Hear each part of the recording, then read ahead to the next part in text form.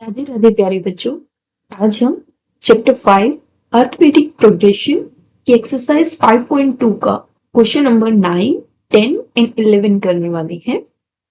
अगर आपने अभी तक इसके 1 to 8 क्वेश्चंस नहीं किए हैं तो आप उसके लिए मेरी पिछले वीडियोस देख सकते हैं। So now let's start without wasting any time. आपको 9th क्वेश्चन की क्या स्टेटमेंट दी गई है? 9th क्वेश्चन में आपको दिया गया है, if the third and the 9th term of an AP are 4 and minus 8, which term of this AP is 0? अब आपको स्टेटमेंट में दिया गया है कि थर्ड टर्म भी गिवन है और 9th टर्म भी गिवन है। आपने ये बताना है कि इस अर्थमेटिक प्रोग्रेशन की कौन सी टर्म आपकी 0 होगी। Okay, so let's do this question. जो आपके पास गिवन है वो ये है कि थर्ड टर्म आपको 4 दी गई है और 9th टर्म आपको -8 दी गई है। जैसा कि हमें पता है फॉर्मूला क्या होता है, an निकालने के लिए, nth टर्म निकालने के लिए an equal a plus n minus 1 into D. So a3 का मतलब क्या हुआ, a plus 3 minus 1 which is 2 d it's equal to 4। a9 का मतलब क्या होगा, a plus n minus 1, n minus 1 means 9 minus 1 which is 8, it's equal to -8। सो अब आपको दो इक्वेशन मिल गई है। अगर आप चाहो तो इनको नाम दे सकते हो, इक्वेशन 1 एंड इक्वेशन 2। अब आप कोई भी मेथड यूज कीजिए, एलिमिनेशन, सब्स्टिट्यूशन, और यहां से a और d की वैल्यू फाइंड आउट कीजिए। जैसे कि आपको दिया गया है a plus D equal 4, a plus A D equal -8। अगर हम सेकेंड इक्वेशन को फर्स्ट में से सब्ट्रैक्ट करते हैं तो हमें क्या मिलेगा, हमें यहां से d की वैल्यू मिलेगी। जैसे कि आपको दिखाई दे रहा है 8 में से 2 सब्ट्रैक्ट करोगे 6 प्लस माइनस माइनस, और ये 8 प्लस 4 कितना हो गया 12। तो यहां आपको क्या मिलेगा, -60 इक्वल 12।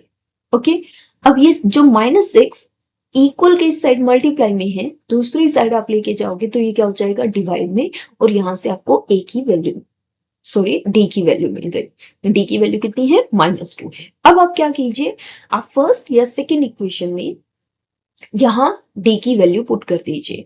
तो आपको क्या मिलेगा, इसमें दिया d -2 equal 4, a plus 2d, d कितना है -2 है, और ये किसके इक्वल दिया गया है, 4 के इक्वल दिया गया है।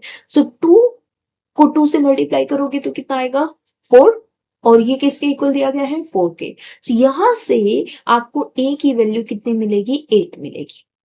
ओके, तो हमने क्या किया, इन दोनों इक्वेशन का यूज करके हमारे a और d की वैल्यू निकाली, जो कितनी आई, d -2 एंड a 8 दिया है, d -2। अब आपको d की वैल्यू मिल गई है -2 और a जो है वो आपका 8 आ चुका है दो इक्वेशन का यूज करके।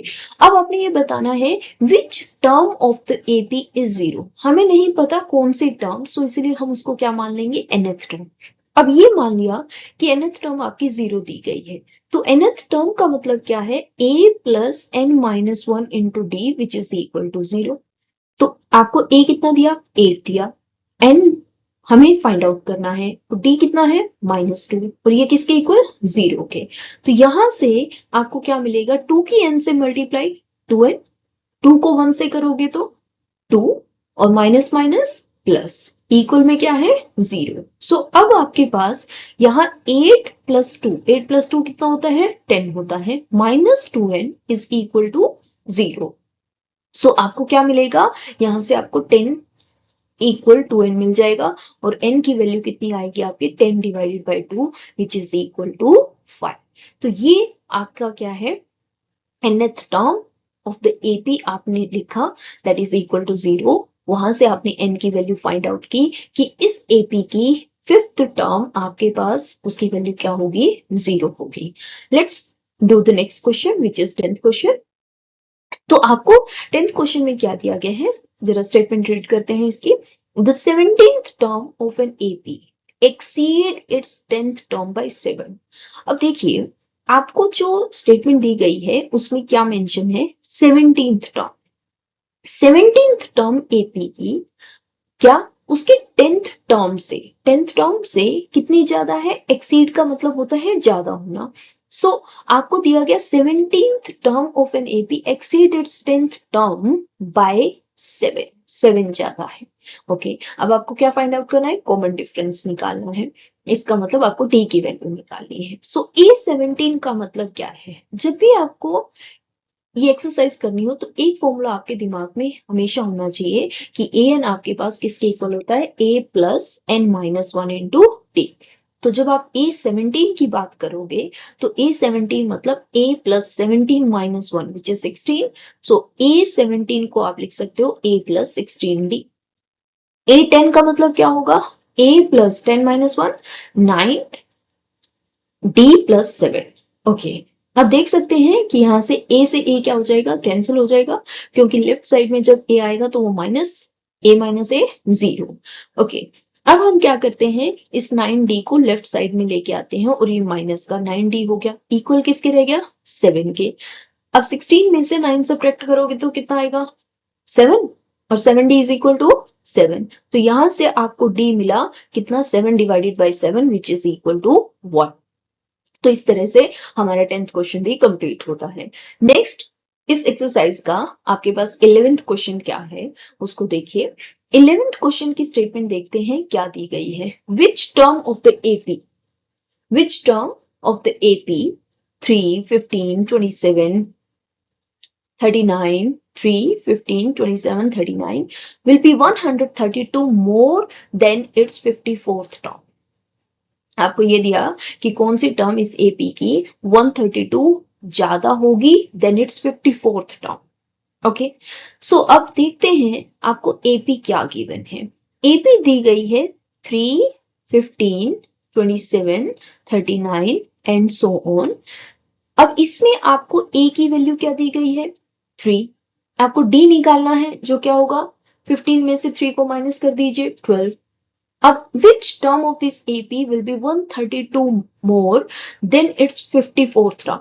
Again, which term का मतलब हमें नहीं पता तो हम उसको nth term मान लेते हैं, और 54th term से 132 ज्यादा। ओके सो ए एन का मतलब यहाँ पे क्या हो जाएगा, a plus n minus one into d. A 54 का मतलब क्या होगा, ए प्लस 53D। और यहाँ पे आपके पास ये क्या है, प्लस में 132 भी दिया गया है, प्लस 132। अब ए से ए क्या कर दीजिए, कैंसिल। डी आपका कितना है यहाँ पे 12 है, तो डी की वैल्यू रख दीजिए, कितनी है 12 आएगी।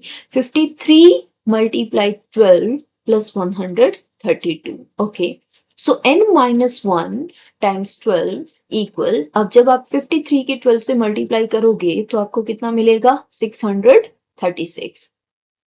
ओके या 636 प्लस 132। ओके अब आप क्या कीजिए, इसमें 636 में 12 को 132 को ऐड कर दीजिए, तो आपके पास यहाँ पे कितना आएगा, 768। और ये जो 12 इधर मल्टीप्लाई में है, इक्वल के उस साइड क्या हो जाएगा, डिवाइड में। तो यहां से n माइनस वन इक्वल आया आपके पास 768 डिवाइडेड बाई 12, जो अगर आप डिवाइड करोगे तो आपको कितना मिलेगा, यहाँ पे 64 मिलेगा जब आप इसको 12 से डिवाइड करोगे।